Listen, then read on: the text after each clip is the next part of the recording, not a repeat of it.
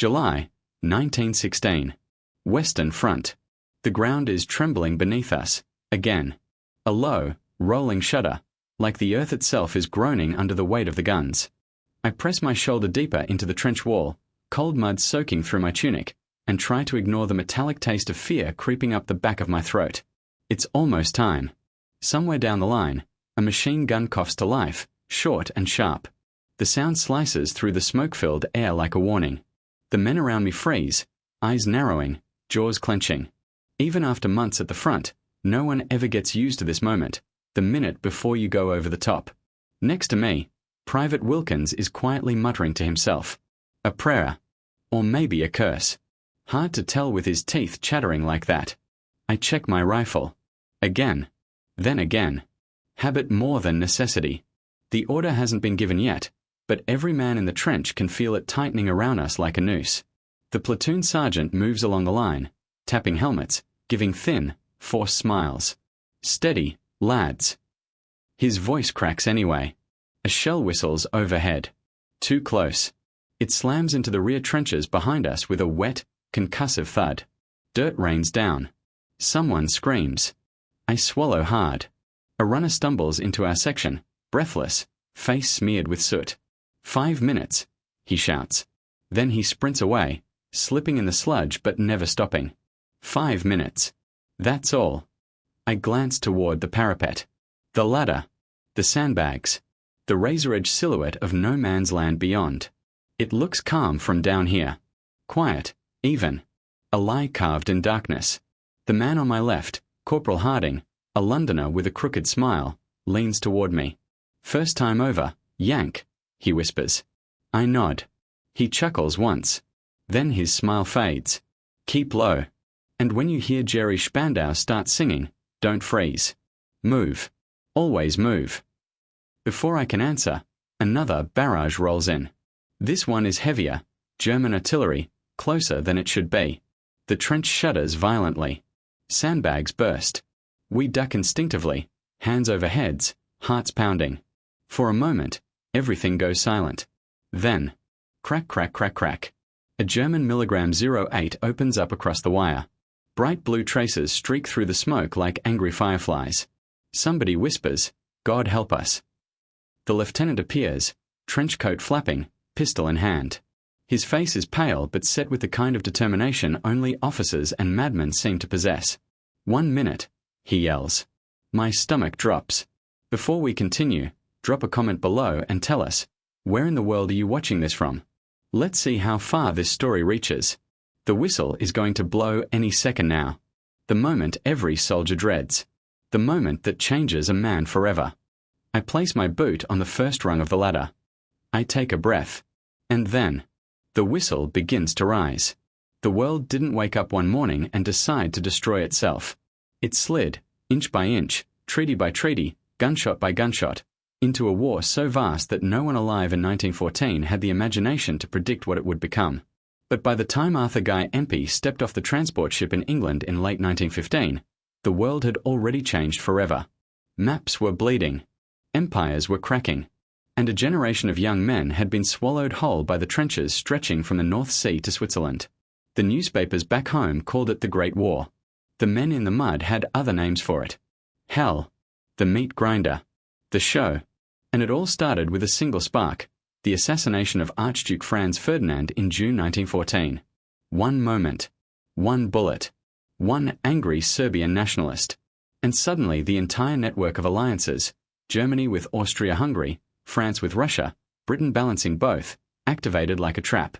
Troops mobilized. Old rivalries reignited. The first shots fired.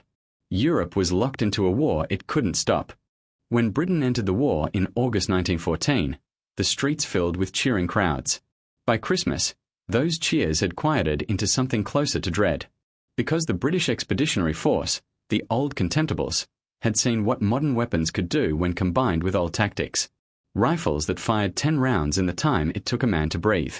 Machine guns like the German milligram 08, scything through human waves. Artillery barrages that could flatten a town in minutes. And poison gas drifting like death carried on the wind. The result was a stalemate unlike anything in history. Trenches.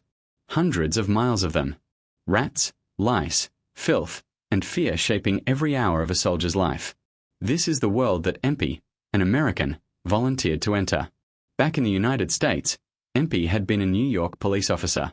But when the German submarine U-20 sank the Lusitania in May 1915, killing 1,198 passengers, including 128 Americans, his patience snapped. He later wrote, "Something rose up inside of me, something that cried out for action." America wasn't in the war yet. Britain was. So Empey crossed the Atlantic, signed up with the British 1st London Regiment, and shipped out. He said he wanted to experience the war for himself. He got more than he bargained for. Nothing in his life prepared him for France. The stench of rotting bodies buried just inches under the mud. The constant trembling of distant gunfire. The sour stink of chloride of lime used to disinfect the latrines. The swollen corpses of rats fat on human flesh. In his memoir, Empey wrote, "At night the flares went up and the whole world turned ghostly white, and you were afraid to breathe, afraid to move." He saw men break. He saw men harden. He saw boys become old in a single week. And he learned, quickly, that bravery in the trenches wasn't a heroic shout. It was a quiet, desperate decision to get up each morning and do your duty. By mid-1916, rumors were spreading about a massive British offensive planned along the Somme River. Commanders promised it would break the German line. Soldiers joked that it would break everything except the German line. Empey's battalion was moved forward. New trenches dug. More ammunition stockpiled. More bodies moved into position. Every man sensed what was coming. They just didn't know how bad it would be. And now, after months of preparation, after watching battalions reduced to skeleton crews, after enduring nights where artillery turned the sky orange, Arthur Guy Empey found himself crouched in a frontline trench, waiting for the order, waiting for the whistle, waiting for history to swallow him. And the terrifying truth? None of them were ready. Before he ever set foot in a trench, before he ever heard the scream of a German shell tearing the air apart, Arthur Guy Empey was just a man, an American, who felt something inside him snap when the world began to burn. He wasn't a career soldier. He wasn't born into an empire. He wasn't even British. He was a Utah-born American, raised on grit, stubbornness, and the wide skies of the American West. Before the war, he'd worked as a police officer in New York City, walking beats through alleys full of drunks, thieves, and street fights. He had already seen violence, but nothing close to what awaited him across the ocean. And yet, when he read the reports of the Lusitania sinking, he felt something twist deep inside his chest, a sharp, hot anger that refused to go away. He later recalled, "I wanted to get my hands on the enemy, and if my country wouldn't go, I would go myself." So he did. When he stepped into the British recruitment office in London in 1915, the sergeant behind the desk squinted at him. "You a Yank?" Empey nodded. "You know this isn't your fight, right?" Empey nodded again. Then he signed the papers anyway. Just like that, he became a private in the British 1st London Regiment, Royal Fusiliers, a foreigner in a foreign army, wearing a uniform that wasn't designed for his broad American frame and carrying a rifle that wasn't familiar in his hands. The other soldiers didn't quite know what to make of him. Some thought he was crazy. Some thought he was running from something. Some thought he was trying to prove a point. But after a few weeks of training, one thing became clear. Arthur Guy Empey wasn't soft. He was quick to learn, quicker to adapt, and, most importantly, impossible to intimidate. He cracked jokes during drills. Not to be funny, but to keep his own nerves steady. He didn't complain when they marched for hours. He didn't hesitate when they practiced bayonet charges. And he never asked for special treatment, not even when the instructors barked orders with that particular British sharpness he wasn't used to. He didn't want to be treated like an American. He wanted to be treated like a soldier. Nothing bonded him to the British lads faster than the trenches did. The moment he arrived in France, the smell hit him first. A smell he would never forget. Mud mixed with rotting sandbags. Smoke. Dead horses. Chlorine gas residue. And beneath it all, human decay that no amount of lime could mask. The rats came next. Big as kittens. Bold as thieves. They chewed through rations. Through boots. Through corpses. One night, a rat crawled across Empey's chest while he was trying to sleep. He grabbed it, threw it into the mud, and kept lying there as rain dripped from the dugout ceiling. The man next to him whispered, "You handled that better than most Londoners." That was when Empey realized he had finally earned his place. Most British soldiers had grown up within miles of each other. Many had enlisted together. Many had family buried not far from their trenches. But Empey, he was an outsider, and that gave him an edge. He saw things with fresh eyes, unfiltered, unromanticized, softened by patriotic illusions. When he described the mud, the terror, or the way a shell made the air vibrate inside your bones, it came from a place unclouded by national pride. It came from shock, raw and honest. That honesty is what would later make his memoir over the top one of the most important first-hand records of the war. But before he wrote a single word, he had to survive something few soldiers ever forgot. His first time going over the top. And the hours leading up to that moment were already spiraling into chaos. The hours before an attack are usually quiet. Too quiet. Not peaceful, never peaceful, but tense. Controlled. Predictable in that awful, mechanical way trench routine becomes predictable. Men whisper. Sergeants check kit. Officers pretend not to be terrified. But on this morning in 1916, nothing felt predictable. From the moment Arthur Guy Empey opened his eyes inside the dim, leaking dugout, he sensed something was off. It was the way the air felt, heavy, thick, charged like the sky before a lightning storm. Men shifted restlessly. Boots scraped. Someone vomited behind a stack of sandbags. No one laughed. No one even tried. And above them, the artillery, supposed to be pounding the German line into dust, had begun firing unevenly. Too many pauses. Too many misfires. Too many shells falling short. That wasn't supposed to happen. At 2:17 a.m., a runner stumbled down into the trench where Empey's platoon was gathered. His helmet was dented, his uniform soaked with mud, and his eyes were wide, much too wide for a man who had been at the front for longer than a few days. He handed the lieutenant a sealed envelope, saluted, and ran off without a word. The lieutenant read the paper once, then twice, and his face changed. "Orders adjustment," he finally muttered. "Enemy wire may not be sufficiently cut in Sector C. Additional barrage scheduled." The men looked at each other. That wasn't normal. The whole point of the massive artillery bombardment, days of non-stop thunder, was to obliterate German barbed wire, trenches, and machine gun nests. The commanders had promised it, sworn it, preached it, said the Germans would be so demoralized they'd barely fight back. But if the wire wasn't cut, if the Germans were still alive down there, if their machine guns were untouched, no one said the words. They didn't have to. The plan was already falling apart. At 3 a.m., another runner was supposed to arrive with the final confirmation of 0 hour. He never came. Officers pretended not to notice. They whispered sharply to one another.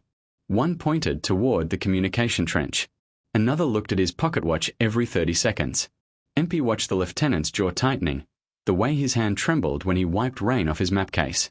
Then came another sign, subtle but unmistakable. A bright white arc lifted into the sky on the far side of no man's land, drifting slowly like a tiny moon. It illuminated everything, the blasted stumps, the barbed wire, the shell craters filled with black water. And the German front line. It didn't look destroyed. It didn't look weakened. It looked ready. A murmur rippled through the trench. "They know," someone whispered. "God help us, they know." By 4:10 a.m., a cold, unnatural fog began rolling in from the German side. Thick. Heavy. Too uniform. Empey had seen real fog back home. This wasn't it. Gas. No alarms were sounding. No coughing. No burning. But something about it felt wrong. The sergeant leaned close to Empey. "We are blind. Can't see hand in front of us. If Jerry was planning a counterattack, this'd be perfect cover." The thought settled into Empey's stomach like a stone. Something was happening on the other side of that fog, something they couldn't see, but could feel. At 4:35 a.m., the British guns fired a sudden, unexpected salvo, so powerful it shook the trench and sent loose earth pouring down on the men waiting below. Then, silence. Not a natural silence. A manufactured one. The kind that commanders dread. What the hell was that? Harding muttered. "Lifting barrage," someone answered. "We weren't supposed to get that signal yet." Meaning, Empey's throat tightened. Meaning the artillery thinks we are going over the top now. Every soldier slowly turned toward the parapet as if expecting the lieutenant to confirm or deny the nightmare forming in their minds.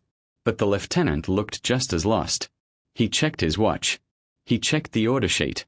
He checked the sky as if praying for an answer. Then he whispered, barely audible, "This isn't right." It was in that exact moment, between misfired shells, missing runners, and the unnatural fog, that Empey realized the attack they had prepared for wasn't the attack they were about to fight. They weren't stepping into a well-planned assault. They were stepping into a mess. A gamble. A catastrophe in the making. And the worst part? No one could stop it now. The wheels were already turning. The artillery was lifting. The Germans were awake. And dawn was coming. Fast. The order hadn't come. Not officially. Not through the proper channels. But the signs were all there, too many to ignore. The artillery had lifted early. The German flares were probing the sky. The fog was thickening in ways that made veterans swallow hard. And still, the runner with the final confirmation never arrived. Lieutenant Hawkins kept checking his pocket watch, tapping the glass like it might suddenly fix the world. His face was pale, jaw clenched hard enough to crack a tooth. For a moment, he looked younger than he was, almost boyish, like a man who wanted desperately to do the right thing but no longer knew what the right thing was. Finally, Sergeant Wilcox stepped toward him. "Sir, if the barrage is lifted, and we stay put, we are sitting ducks." Hawkins didn't answer. He didn't need to. Every man in the trench knew the truth. If they waited for the official order and it never came, the German machine guns would turn their trench into a slaughterhouse. If they went early, they risked charging straight into uncut wire and fully alert defenders. Two choices. Both terrible. Both deadly. Empey felt the weight of the moment settle over him like a wet blanket. His heart pounded. His palms burned against the cold metal of his Lee Enfield rifle. Then Hawkins did something he wasn't supposed to do, something that could get an officer court-martialed. He made a decision. "We move on the next signal flare," he said softly. "Official order or not." A hush fell across the trench. Some men nodded. Some swallowed hard. One crossed himself. Empey simply tightened his grip and steadied his breath. They were about to go over the top, on an order no one had actually given. And when that flare rose into the sky, nothing, absolutely nothing, would be the same again. Long after the battlefield goes silent, another war begins, one fought in the hidden corridors of the human mind. For many veterans of World War II, the true enemy was not an army, not a nation, not a weapon. It was memory. The kind of memory that doesn't fade, doesn't soften, doesn't lose clarity with time. Instead, it grows sharper, louder, more intrusive. And for countless soldiers, that invisible struggle stretched across decades. Psychologists today understand this as post-traumatic stress disorder, but during the 1940s and 1950s, the vocabulary didn't exist. Back then, it was called shell shock, combat stress, or simply nerves. But no matter the name, the symptoms were unmistakable. Sudden panic triggered by loud noises, nightmares so vivid they left sheets soaked in sweat, anger that appeared without warning, emotional numbness, or the overwhelming guilt of surviving when others didn't. Many veterans isolated themselves entirely. They avoided crowds, avoided conversations, avoided anything that reminded them of the battlefield, which, tragically, meant avoiding life itself. Some couldn't maintain relationships.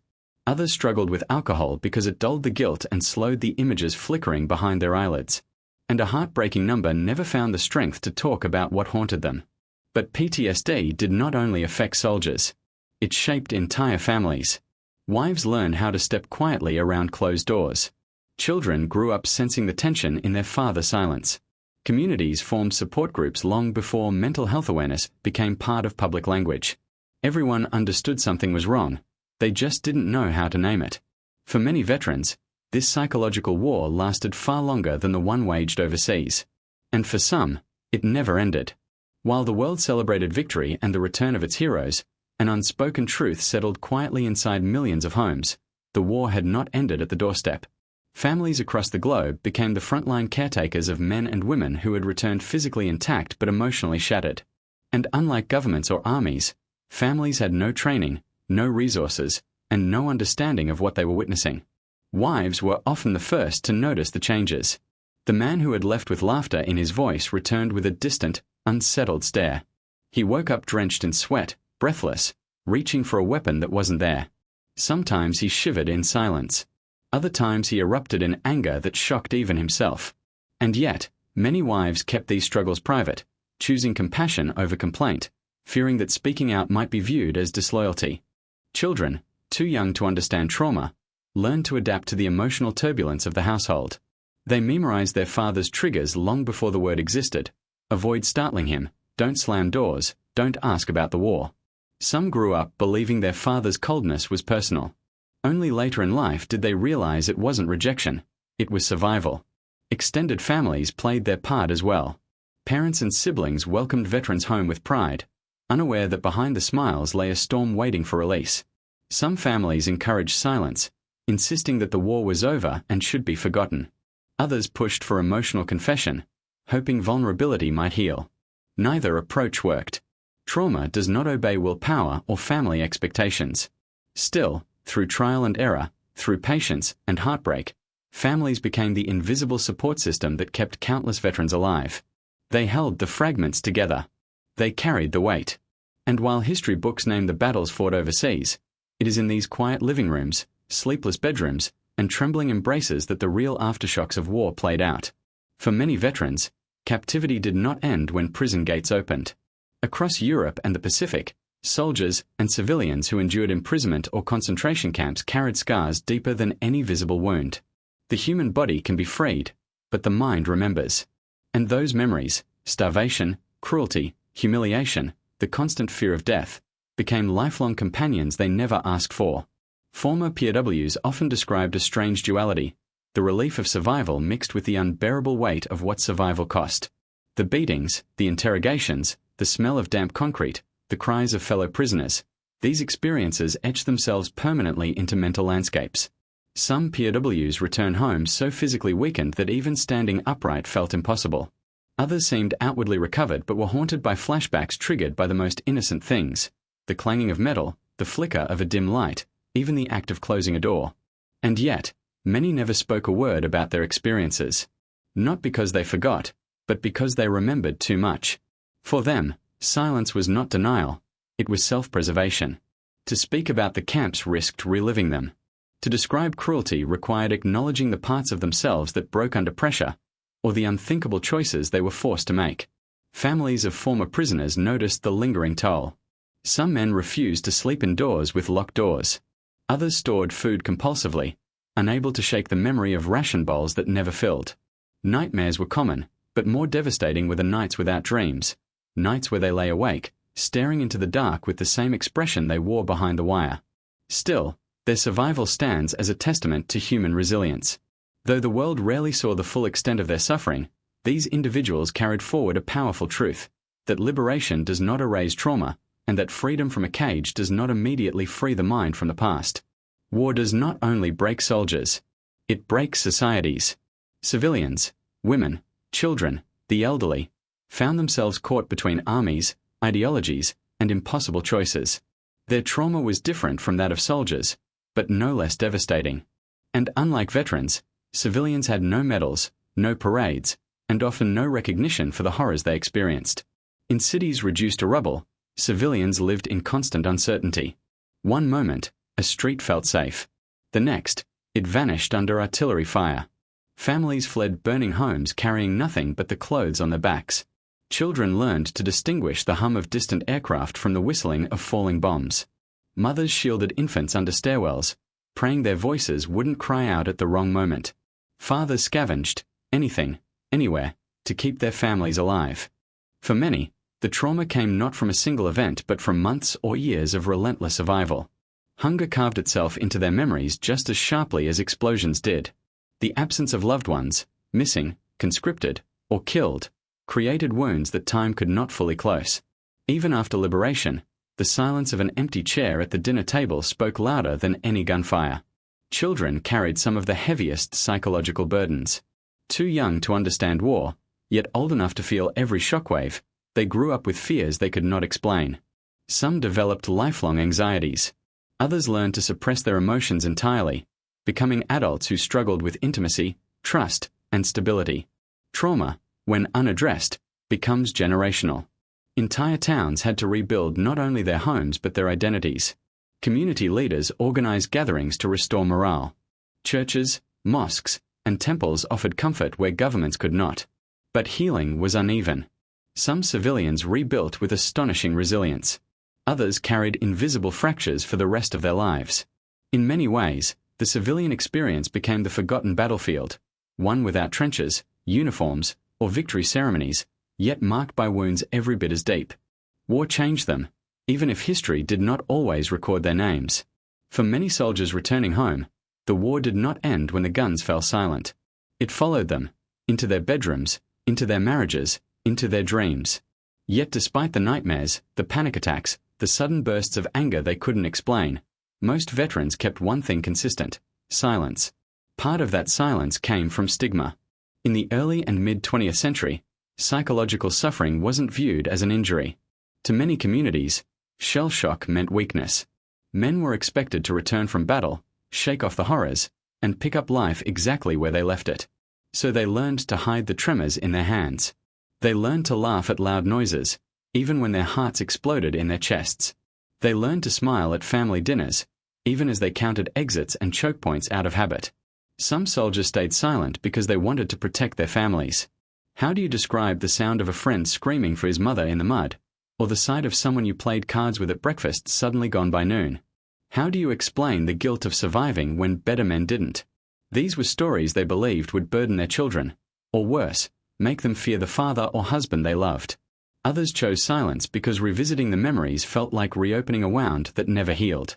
They spent years trying to forget the smells: blood, cordite, wet earth, the metallic taste in the air after explosions, the way the ground shook beneath their boots.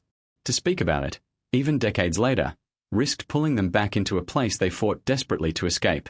And so, an entire generation carried invisible scars behind quiet eyes. Their silence was not emptiness. It was survival, a fragile shield between who they were and what the war had turned them into. For many soldiers returning home, the war did not end when the guns fell silent. It followed them, into their bedrooms, into their marriages, into their dreams. Yet despite the nightmares, the panic attacks, the sudden bursts of anger they couldn't explain, most veterans kept one thing consistent: silence. Part of that silence came from stigma. In the early and mid-20th century, psychological suffering wasn't viewed as an injury. To many communities, shell shock meant weakness. Men were expected to return from battle, shake off the horrors, and pick up life exactly where they left it. So they learned to hide the tremors in their hands. They learned to laugh at loud noises, even when their hearts exploded in their chests. They learned to smile at family dinners, even as they counted exits and choke points out of habit. Some soldiers stayed silent because they wanted to protect their families. How do you describe the sound of a friend screaming for his mother in the mud, or the sight of someone you played cards with at breakfast suddenly gone by noon? How do you explain the guilt of surviving when better men didn't? These were stories they believed would burden their children, or worse, make them fear the father or husband they loved. Others chose silence because revisiting the memories felt like reopening a wound that never healed. They spent years trying to forget the smells: blood, cordite, wet earth, the metallic taste in the air after explosions, the way the ground shook beneath their boots. To speak about it, even decades later, risked pulling them back into a place they fought desperately to escape. And so, an entire generation carried invisible scars behind quiet eyes. Their silence was not emptiness. It was survival, a fragile shield between who they were and what the war had turned them into. More than a century has passed since the mud of the Western Front swallowed the footsteps of soldiers like Arthur Guy Empey. The rifles have rusted. The trenches have softened into quiet fields. And yet, the echoes remain, carried in memoirs, in letters, in shaky diary entries, and in the silence of veterans who never found the words. Their trauma, their courage, their contradictions, these are not relics of the past. They are warnings, alive, relevant, necessary. The legacy of these stories is not just historical. It is human. Empey's account of going over the top forces us to confront what war truly demands from those who fight it. Not just muscle and discipline, but sanity, innocence, and the very architecture of the soul. His descriptions capture something textbooks rarely convey: the cost. The cost paid in shaking hands, in empty bedsides, in years of nightmares, in the quiet grief of families who welcomed strangers home in the uniforms of husbands, sons, and brothers. Sharing these stories today prevents them from fading into sanitized myths. They remind us that behind every medal or headline lies a human being, afraid, hopeful, breakable, brave. They remind us that PTSD didn't begin in Vietnam, or Iraq, or Afghanistan. It existed long before psychologists named it. It lived in the hollow eyes of WW1 survivors, in the restless pacing of WW2 veterans, in the habits they never explained and the memories they never dared revisit. Most importantly, these accounts help modern viewers recognize the soldiers of today. The symptoms, the struggles, the guilt, the silence, little has changed. By hearing Empey's voice across time, we hear theirs. We see them. We understand them. This is why these stories still matter. Because remembering is an act of compassion. Because witnessing their pain is a form of honoring their service. And because if the world forgets what war does to the human mind, it risks repeating the same mistakes with the same human consequences. Arthur Guy Empey survived the trenches, but he carried them with him. And in telling his story, we ensure that his burden becomes our lesson, not our inheritance.